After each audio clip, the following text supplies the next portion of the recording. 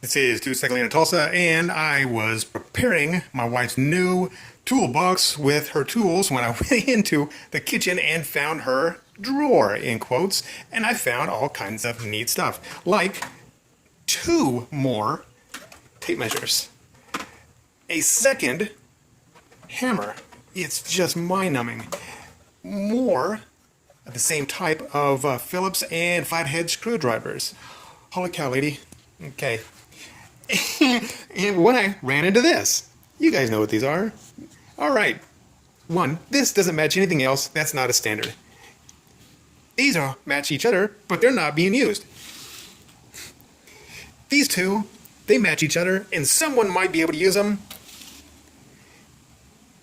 These 2 match each other and somewhat match those, but it's clearly not a standard. Not keeping them, but somebody else may be able to use them.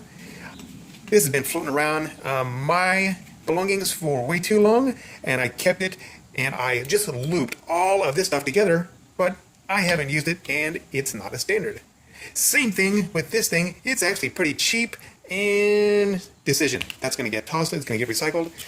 That thing is still good. I'm not sure what to do with that. Get rid of it or recycle it. Haven't got a clue. We're going to check on that. I don't think that we even have that lock. And who has that many keys? We don't. So those are going to get recycled. We have to keep these. So out of all that, all this is going to go. Maybe one of these, and that's a stretch, trash, and we are keeping. So right there. So there we go.